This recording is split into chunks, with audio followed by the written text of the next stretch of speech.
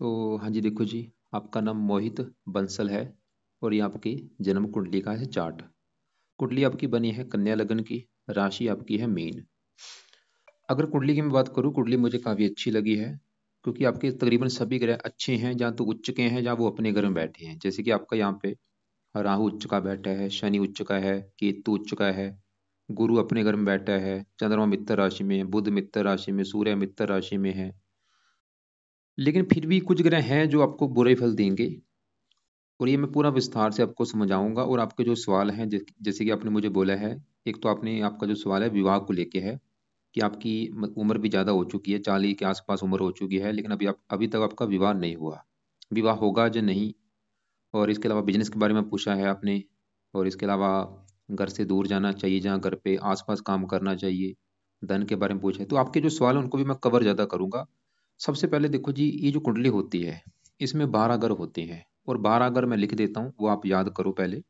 ये है आपका पहला घर, ये है दूसरा घर, तीसरा घर, ये है चौथा घर, पांचवा, छठा घर, सातवां घर, आठवां, नौवां, 10वां, 11वां और लास्ट वाला 12वां घर।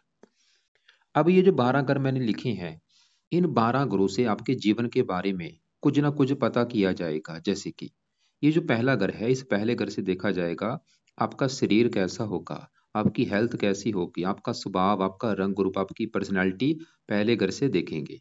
दूसरा घर आपके है धन जोड़ने का घर। तीसरा घर छोटे भाई बहनों का है। चौथा घर माता मकान वाहन का। पांचवा घर बच्चों का। ये छठा घर शत्रु रोग कर्जे का है। सातवां घर आपकी पत्नी का। आठवें घर से आपकी उम्र देखेंगे। नौवें घर से भाग्य आपका। 10वां घर काम काज का है। 11वां घर है लाभ और 12वें घर से खर्चे देखेंगे। मतलब आप ये पहले ये देखो कि आपने देखना क्या है। मेरी आप पहले दो बातें नोट कर लो। एक तो जो 12 घर बोले हैं वो याद कर लो, और 12 घरों से क्या कुछ देखा जाएगा वो याद कर लो। और अब आप ये देखो कि आपने देखना क्या है, वो घर देखो। जैसे कि मान लो आपका सवाल है आपके बच्चों को लेके, तो बच्चों का घर है ये पांचवा घर। तो आपके बच्चों के लिए हमें पांचवा घर देखना पड़ेगा। और पांचवें घर में नंबर लिखा है 10। 10 है मकर राशि, मालक बना शनि। तो आपके बच्चों के लिए हमें शनि को देखना पड़ेगा। ऐसे ही अगर आपका सवाल है आपके काम काज को लेके, तो 10वां घर है काम काज का घर। 10वें घर में लिखा है 3। 3 है मिथुन राशि, मालक बना बुध। तो आपके काम काज के लिए हमें बुध को देखना पड़ेगा। मतलब मेरा कहने का ये है कि जो भी कुछ आपने देखना है, आपको कुंडली का वो घर देखना होगा। और घर का जो मालक बना है वो मालक आपने देखना है। तो अब देखो जी, मोटा मोटा सा आपको बेस की जानकारी समझ आ चुकी है। अब बात करते हैं भविष्यवाणी की। भविष्यवाणी में होता क्या है, ये जो 9 ग्रह होते हैं, इन 9 ग्रहों का जो असर है आपके जीवन के ऊपर भाई आज भी पड़ रहा है। सभी ग्रहों का असर आपके ऊपर है। जो ग्रह अच्छा है वो आज भी आपको अच्छे फल दे रहा है, जो बुरा है वो आज भी बुरे फल दे रहा है। बस इनका जो असर है वो कम ज्यादा होता रहता है इनकी दशा में। मतलब इन ग्रहों का असर कई गुना बढ़ जाता है इनकी दशा आने पर। और अभी आपके ऊपर जो असर है सबसे बड़ा, वो है शुक्र ग्रह का। क्यों? क्योंकि शुक्र की चल रही है बड़ी महादशा, जो कि 7वां महीना 22 से चली हुई है और ये 42 में खत्म होगी। 20 साल की बड़ी दशा है। मतलब आपके जीवन के ऊपर सबसे बड़ा असर है शुक्र ग्रह का।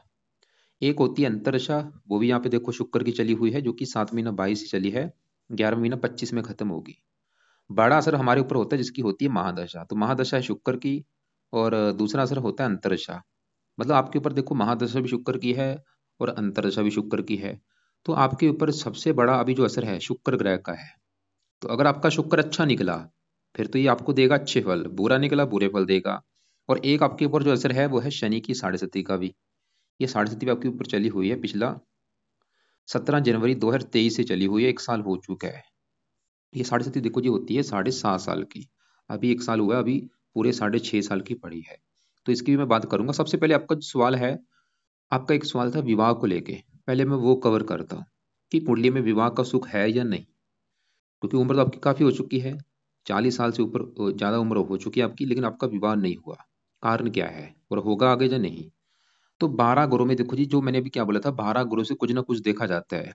तो 12 गुरु में जो 7वां घर है, ये 7वां घर है आपकी पत्नी का घर। कि आपकी पत्नी कैसी होगी, 7वें घर से देखेंगे। और आपको मैंने एक फार्मूला समझाया था, जैसे कि 10वें घर का मालिक बुध है, 5वें घर का शनि है, ऐसे घर का मालिक देखना है।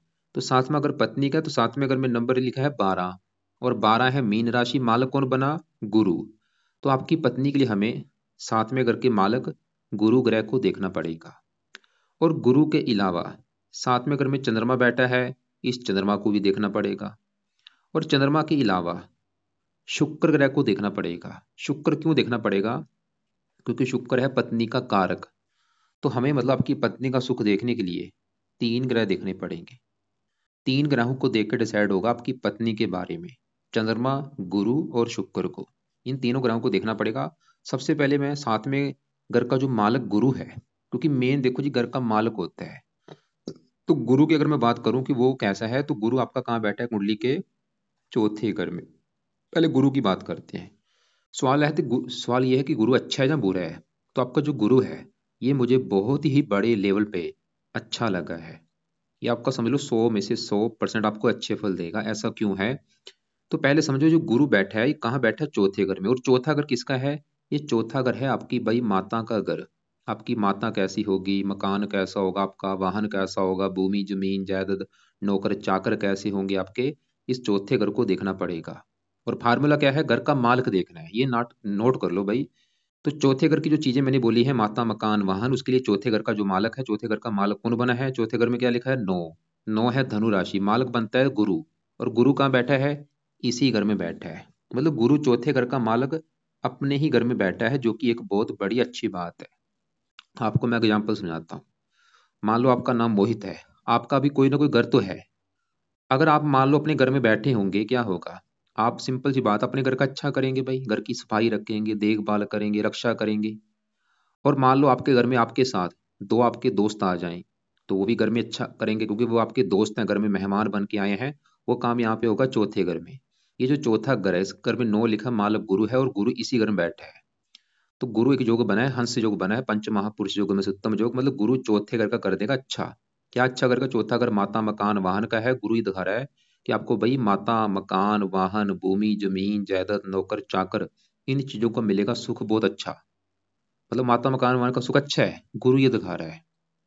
और गुरु का एक और घर है। इस गुरु के इस कुंडली में 2 घर हैं। एक तो ये चौथे घर में जहां बैठे उस घर का मालक है। और गुरु किस घर का मालक था?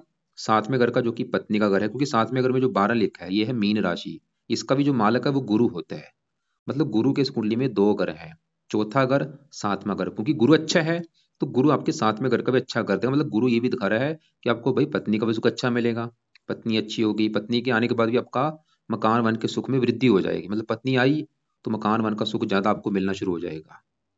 तो गुरु हमने देखा वो तो बड़े लेवल पे अच्छा है। तो गुरु चौथे घर का अच्छा कर रहा है, पत्नी घर का अच्छा करेगा कि पत्नी का सुख अच्छा मिलेगा, पत्नी अच्छी होगी, गुणी होगी। और गुरु की 3 दृष्टियां हैं, 5वें 8वें घर के ऊपर। इसी घर में मित्र राशि है, उम्र के लिए अच्छा है, उम्र लंबी कर देगा। 10वें घर को देख रहा है, काम काज के लिए अच्छा है। 12वें घर को देख रहा है, हजारों अच्छे फल देगा। मैंने जो थोड़े से अच्छे फल बताए, बस ये मत सोचना कि ये अच्छे फल है भाई, हजारों अच्छे फल है। क्योंकि 30 मिनट की वीडियो में सभी ग्रहों को भी कवर करना है, मैं आपको थोड़ा सा मोटा मोटा सा बता पाऊंगा। तो आप बस ये समझ लो गुरु आपका अच्छा है। क्योंकि मैंने क्या बोला, पत्नी के लिए 3 ग्रह दिखने हैं। अभी हमने 7वें घर के मालक गुरु को देखा। अब 7वें घर में चंद्रमा बैठा है। तो सवाल की चंद्रमा कैसा है? तो चंद्रमा भी आपका बहुत अच्छा है। क्यों? क्योंकि चंद्रमा जहां बैठा है 7वें घर में आके, ये घर किसका है? गुरु का। और ये गुरु को अपना दोस्त मानता है। फिर एग्जाम्पल समझाता हूँ। जैसे कि मान लो आपका घर है और आप अपने घर में नहीं बैठे, आप कहीं बाहर गए हैं घूमने के लिए, लेकिन पीछे से कोई दोस्त आपका आ चुका आपके घर में। अब देखो जो आपका जो दोस्त है वो आपके घर का अच्छा करेगा, क्योंकि वो आपके घर में मेहमान बन के आया है। वो काम यहाँ पे चंद्रमा करेगा 7वें घर में, क्योंकि ये गुरु घर में बैठा है, गुरु को मानता अपना मित्र। अब चंद्रमा 7वें घर का क्या अच्छा करेगा? ये 7वां घर पत्नी का है। तो चंद्रमा के जो गुण हैं आपकी पत्नी में पाए जाएंगे। मतलब चंद्रमा आपको पत्नी का सुख अच्छा देगा। आपकी जो पत्नी है वो दिखने में बहुत ज्यादा सुंदर होगी, आकर्षक होगी, उसका स्वभाव बहुत अच्छा होगा, मतलब उसकी वाणी अच्छी होगी, बोलने की स्किल अच्छी होगी। और चंद्रमा को जो अपना घर है वो कौन सा घर है? ये इस घर का मालक है 11वें घर का। 11वें घर से देखा जाता है लाभ। ये जो 11वां घर है, इस घर से लाभ देखा जाता है, आमदन देखी जाती है, इच्छाएं पूरी देखी जाएंगी, आपके बड़े भाई बहन देखे जाएंगे। और 11वें घर का जो मालक है, 11वें घर में देखो लिखा है 4। 4 है कर्क राशि, मालक कौन बना? चंद्रमा, जो कि कहाँ बैठा है? पत्नी घर में। देखो लाभ चला गया पत्नी घर में, इच्छा पूर्ति चलेगी पत्नी घर में, आमदन चलेगी पत्नी घर में। चंद्रमा भाई ये दिखा रहा है कि आपकी पत्नी के आने के बाद आपकी इच्छाएं पूरी होनी शुरू हो जाएंगी। पत्नी के आने के बाद आपके कामों में लाभ मिलना शुरू हो जाएगा। पत्नी के आने के बाद आपकी आमदन बढ़नी शुरू हो जाएगी, या आपकी पत्नी आपकी धन कमाने वाले आपको मिलेगी, या उसके द्वारा आपको धन मिलेगा, या वो धनी होगी, कोई ऐसी कंडीशन बनेगी इस चंद्रमा की वजह से। मतलब चंद्रमा आपको पत्नी का सुख बहुत अच्छा देगा। अब देखो जी, पत्नी के लिए मैंने 3 ग्रह बोला है देखने के लिए। हमने गुरु देखा, वो अच्छा है भाई। चंद्रमा देखा, वो अच्छा है। लेकिन अभी लास्ट में जो ग्रह बचा है वो है शुक्र। तो अब बात करते हैं शुक्र की कि वो कैसा है। तो शुक्र कहाँ बैठा है? तीसरे घर में। शुक्र तीसरे घर में बैठा है केतु के साथ, इसे कहते हैं युति बनी हुई है।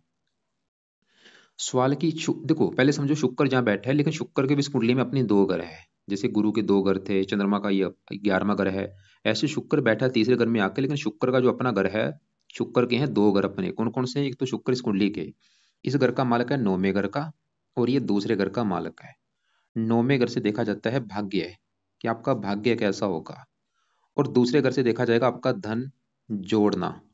ये जो दूसरा घर है ये है धन जोड़ने का घर, कि आप धन जोड़ेंगे कितना, कितना बैंक बैलेंस होगा, दूसरे घर को देखना पड़ेगा।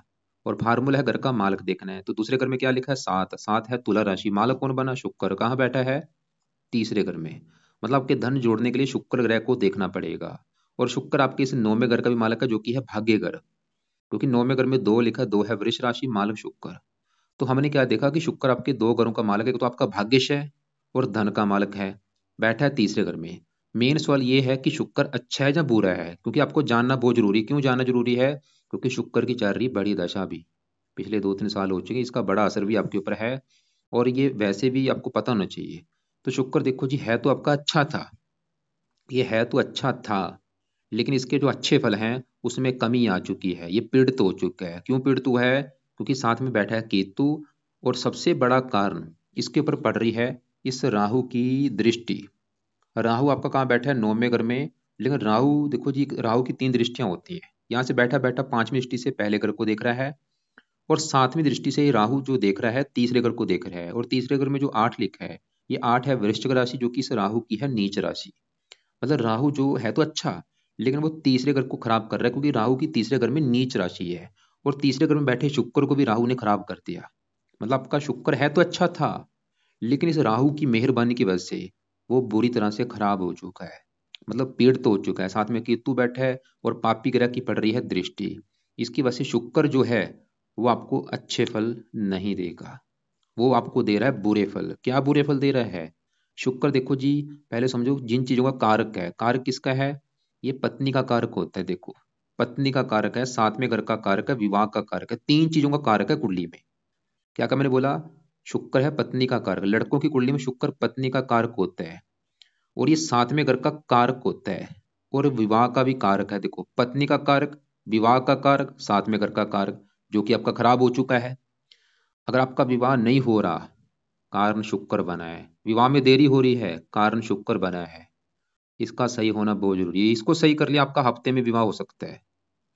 और शुक्र आपकी कुंडली के धन का मालक है, पीड़ित है तो धनहीन जो बना है, धन संबंधी दिक्कतें पैदा कर रहा है आपकी लाइफ में। अगर आ रही हैं तो धन संबंधी दिक्कतें जो आ रही हैं, अगर ये शुक्र कारण है।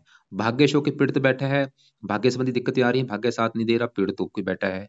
अभी इसकी दशा भी चली है, सवाल की दशा कैसी जाएगी? फिर भी आपको मतलब ऐसा नहीं कि ये बिल्कुल बुरी तरह से खराब है, वैसे अपना अच्छा असर देगा।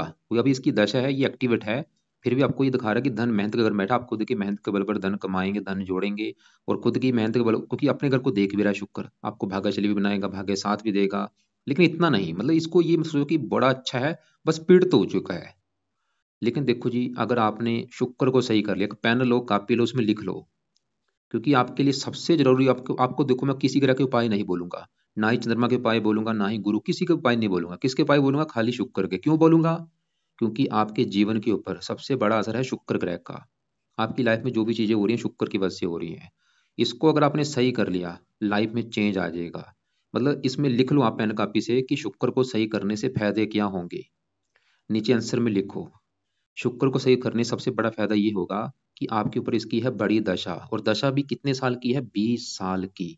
आधी आपकी उम्र निकल जाएगी। इसको सही कर लिया, दशा बिल्कुल अच्छी जाएगी आपकी। इसको सही कर लिया, धन का मालक है, धन आपकी लाइफ में इतना आएगा आप सोच नहीं सकते।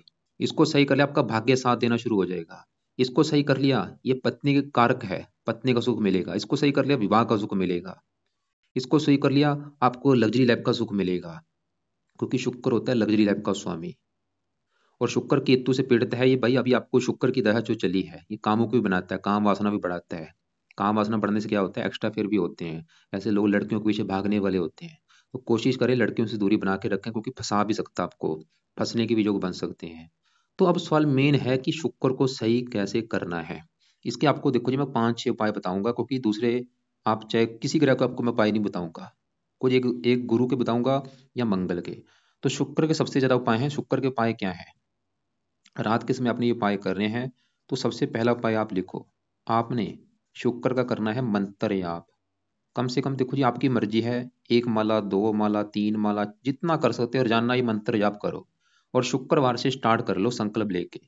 आज शायद बुधवार है, गुरुवार है, कल शुक्रवार है, कल से ये स्टार्ट करो संकल्प लेके। कैसे संकल्प लेना है मैं आपको वीडियो अलग से भेज दूंगा, फिर भी मैं थोड़ा सा बता देता हूँ। कल संकल्प आप ये लेना रात के समय कि हे शुक्र देवता जी, मेरा नाम मोहित है, मेरी जाति ये है, गोती ये है, आपकी मेरे ऊपर चल रही है बड़ी महादशा, और आप कुंडली में विवाह के कारक होते हैं, पत्नी का कारक होते हैं। मुझे अभी तक विवाह का सुख नहीं मिला, और मेरी सबसे बड़ी जो कामना है कि मेरे मुझे विवाह का सुख मिले। और मुझे पता चली ये दिक्कतें आने का कारण एक आप भी हैं, प्लीज मुझे विवाह का सुख मिलना चाहिए, और आपकी जो दशा चली है ये मेरी अच्छी जाए। मैं धनी बनना चाहता हूँ, मैं मेरा भाग्य साथ दे। इसलिए शुक्र देवता जी आज से आपका मैं रोजाना मंत्र जाप किया करूंगा। तो कल से स्टार्ट करो, ये रोजाना करो मंत्र जाप। ओम शुम शुक्राय नमः मंत्र रोजाना भाई करो, चाहे 1 माला कर लो 10 माला कर लो, आपकी मर्जी है। कब तक करना है करते रहो, अभी 2 साल 5 साल, तो जब तक आपकी मतलब लाइफ की दिक्कतें दूर नहीं हो जाती। दूसरा पाए, आपने करना है शुक्र कवच का भी पाठ, और ये है 2 मिनट का पाठ। शुक्र कवच का पाठ, इस पाठ को पढ़ने में 2 मिनट लगते हैं। इस पाठ को भी 1 से लेकर 5 पाठ आपने पढ़ने हैं। नहीं पढ़ने आते इसकी ऑडियो लगा के सुन लिया करो। तीसरा पाए, आपने शुक्र स्रोत का पाठ एक है वो भी पढ़ना है, या इसको भी सुन लिया करो, 1 से लेके 5 पाठ। चौथा पाए, आप शुक्रवार का रखो व्रत। भाई अगर आप व्रत रख सकते हैं बहुत अच्छी बात है, लेकिन अगर आपको लगता है कि मैंने कभी व्रत नहीं रखा, तो आप चाहे रहने देना, लेकिन कुछ व्रत रख लो, क्योंकि अगर देखो जी कुछ पाना है तो कुछ खोना तो पड़ेगा। व्रत रख लो, 11 रख लो, 21 रख लो, 31 रख लो, व्रत आपकी मर्जी है। शुक्रवार का दिन रखना है। कैसे रखना है, आप मतलब दिन में शुक्रवार का जिस दिन होगा, सुबह के टाइम प्रार्थना करना कि हे शुक्र देवता जी, आज है आपका दिन शुक्रवार, और आज आपको मैं रखूंगा व्रत। व्रत इसलिए रखूंगा क्योंकि आपकी जो दशा है वो अच्छी जाए, और मुझे विवाह का सुख मिले, और भी मुझे अच्छे फल आप दो। तो व्रत में आपने दिन में खाली फल फ्रूट खाना है, और रात को एक टाइम भोजन करना, और रात को जो भोजन करेंगे उसमें नमक का सेवन नहीं होना चाहिए। और उस दिन आप कथा भी कर सकते हैं, शुक्र की जो कथा होती है वो भी सुनना आप। पांचवा पाए, आप शुक्र की देवी है माता लक्ष्मी जी, तो माता लक्ष्मी जी की पूजा पासना कर सकते हैं, माता लक्ष्मी जी का कोई पाठ कर सकते हैं, माता लक्ष्मी जी के मंदिर आप माथा टेकने भी जा सकते हैं। इसके अलावा वैसे और भी इसके उपाय हैं, लेकिन फिलहाल ये आप उपाय करो। अब देखो जी आगे बढ़ते हैं। तो मतलब मैं एक बार फिर रिपीट करता हूँ, मैंने क्या बोला था कि अगर आपको विवाह का सुख देखना है 3 ग्रह देखने पड़ेंगे। हमने साथ में घर में बैठे चंद्रमा को देखा, वो तो अच्छा है भाई, वो तो बल्कि ये दिखा रहा है कि पत्नी आएगी तो किस्मत चमक जाएगी आपकी, आपकी मतलब आमदन बढ़नी शुरू हो जाएगी। गुरु देखा, वो भी ये दिखा रहा है कि भाई पत्नी का सुख अच्छा है, लेकिन गड़बड़ कहाँ पे हो रही है, शुक्र की वजह से गड़बड़ हो रही है। मतलब वो आपका जो मेन विवाह का कारक, पत्नी का कारक, वो अच्छा नहीं है। एक और उपाय जो आपने करना है वो बहुत जरूरी है, वो है आप शुक्र का करो रतन दान, जो कि है बहुत ज्यादा जरूरी। रत्न देखो जी, इसका जहाँ तो होता है वाइट टोपाज, या जरकन, या ओपल।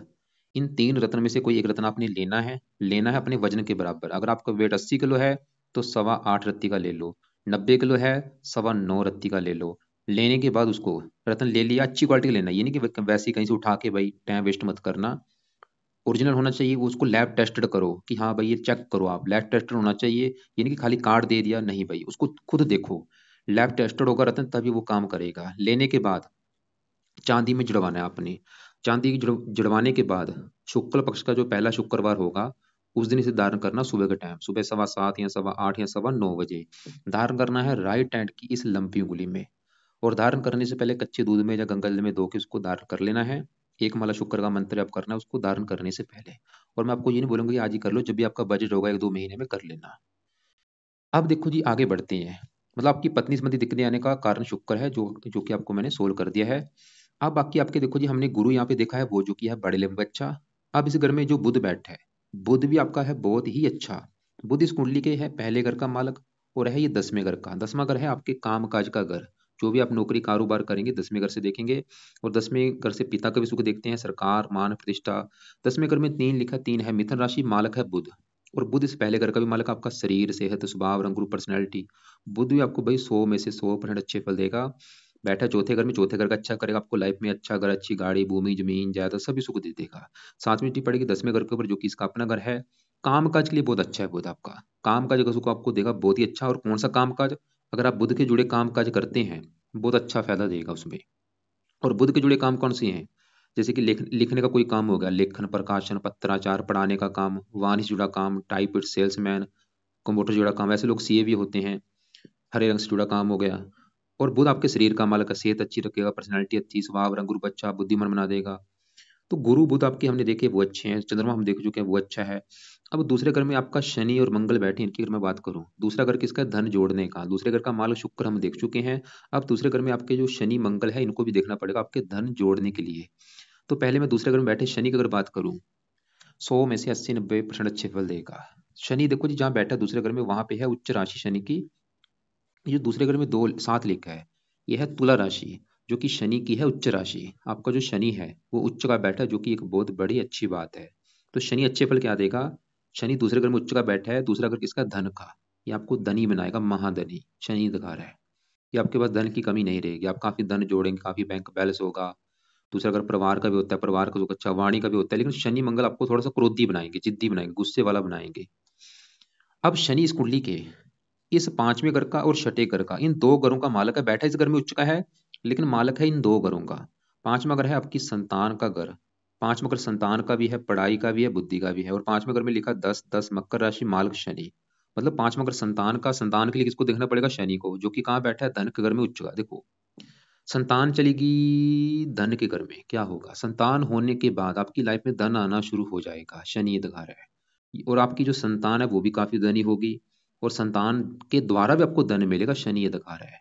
शनि छठे घर का भी मालक है, छठा घर शत्रु, रोग, कर्जे का है, इनसे भी आपको धन मिलेगा, मतलब शत्रु से धन आपको मिल सकता है। छठा घर ननिहाल का है, ननिहाल से आपको धन मिलेगा, जो आपका ननिहाल है उससे भी आपको धन मिलेगा। या कर्जे के रूप में आपको धन मिल सकता है, आप कर्जे के रूप में अपना धन दे सकते हो, उसमें भी धन आपको आ सकता है। शनि शनि भी आपका अच्छा उच्च का बैठ है। अब दूसरे घर में मंगल बैठ है। मंगल इस कुंडली के इस घर का मालक है, 8वें घर का, और ये तीसरे घर का, ये मार्केश भी है मंगल। शनि योग कर का, मंगल है मार्केश। सवाल है कि मंगल अच्छे है, जब बुरा है, मंगल अच्छे फल भी देगा, बुरे फल भी। अच्छे फल ये देगा, दूसरे घर से बैठा बैठा 7वीं दृष्टि से 8वें घर को देख रहा है, जो कि इसकी अपनी राशि है। तो मंगल आपकी उम्र लंबी कर देगा। और मंगल तीसरे घर का मालक है, मेहनत के बल पर आप धन कमाएंगे। वैसे स्थान परिवर्तन योग भी हुआ है, शुक्र मंगल घर में है, मंगल शुक्र घर में, मंगल शुक्र घर में, शुक्र मंगल घर में स्थान परिवर्तन योग है। और मंगल चौथी दृष्टि से 5वें घर को देखो, उच्च राशि, संतान के लिए अच्छा है, और पुत्र का योग बना देगा मंगल आपका।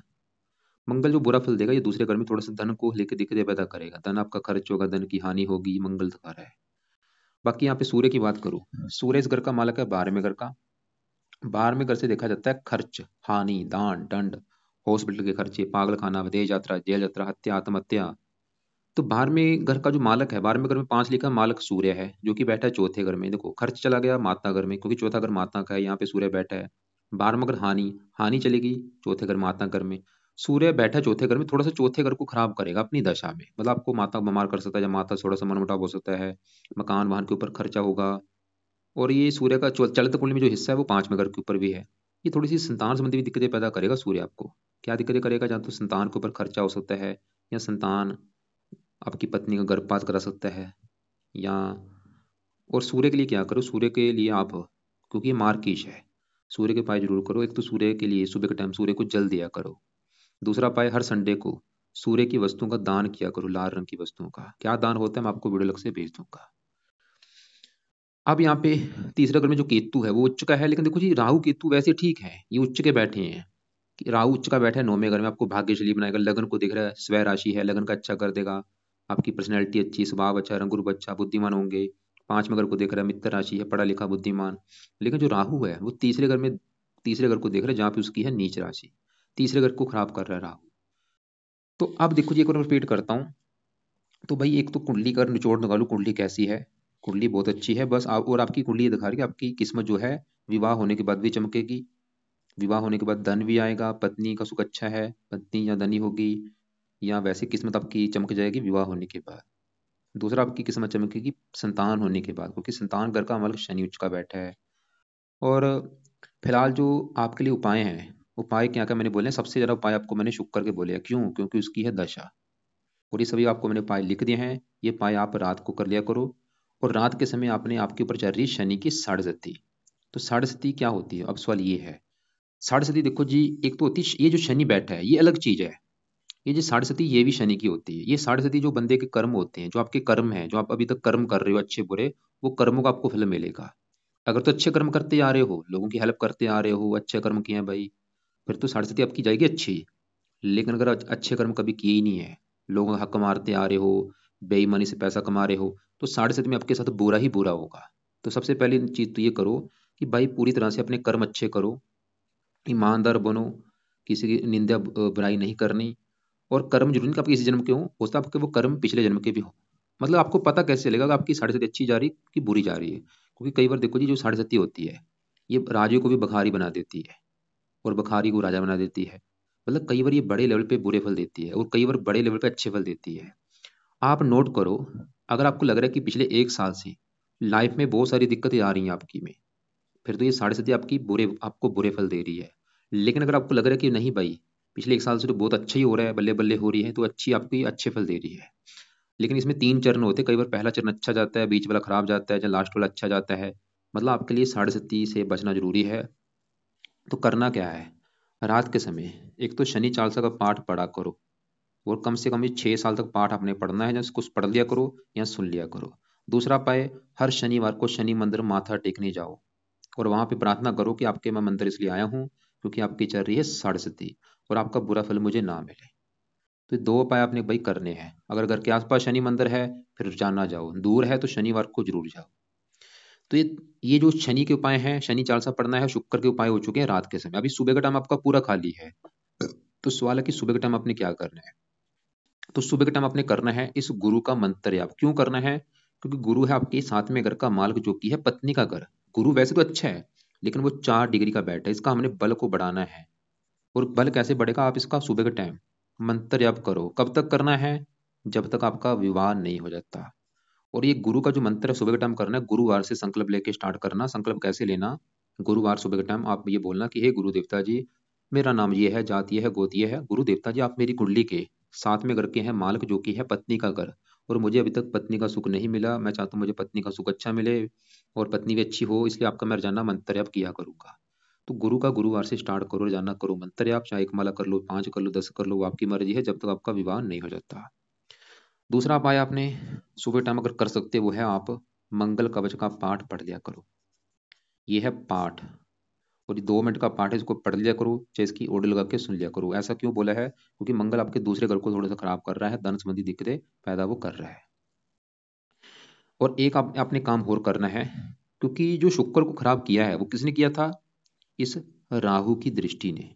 वैसे राहु उच्च का है, लेकिन वो शुक्र को खराब कर रहा है। तो आपने कुछ समय के लिए इस राहु को शांत करना है। शांत कैसे होगा? इसका दान करने से। तो इसका आपने दान करना है सतनाजे का दान। 7 प्रकार के अनाज रखो घर में बना के, रोजाना उनको पंछियों को डालो। पंछियों को डालो सतनाजा। और सतनाजा कैसे बनाया जाता है, किसको डालना है, वो आपको मैं वीडियो लग से भेजूंगा, उसको अब देख लेना। तो ये आपने भाई उपाय करने हैं फॉलो। और अब देखो जी, इसके अलावा भी आपको अगर कुछ बात समझ ना लगी हो, या आपके जो सवाल हुए, तो कॉल करके मुझे पूछ लेना। आपने बोला था आपने सुनीला धारण कर रखा है, भाई गुरु का रत्न आप धारण मत करो, करना है शुक्र का रत्न धारण कर लो।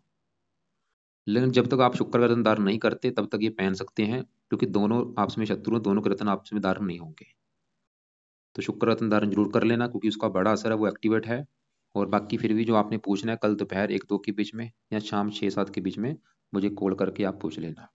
इसके अलावा आपको मैं अलग से कुछ वीडियो भेजूंगा, उनको भी आप एक बार देख लेना। दान आपको मैंने बोला, एक तो सूर्य का दान संडे को करना है। दान क्या है, वीडियो अलग से मैं भेजूंगा, उसको देख लेना। और किसी का दान आपने नहीं करना, शनि का दान नहीं करना, मंगल का नहीं करना, राहु का दान जरूर करना है, सतनाजे का, कुछ समय के लिए, जब तक आपका विवाह नहीं हो जाता, उसके बाद इसको चाहे छोड़ देना। और इसके अलावा कपड़ों की अगर बात करूं, पीले कपड़े ज्यादा पहनो, हरे कपड़े भी पहन सकते हैं, लाल कपड़े कम यूज किया करो। शुक्र के जो कपड़े हैं रंग बिरंगे चमकीले कपड़े, वो भी लाया पहना करो। परफ्यूम लगा सकते हो आप, और सज सवज कर रहा करो, अच्छे बनने की कोशिश करो, उससे भी शुक्र बलवान होगा आपका।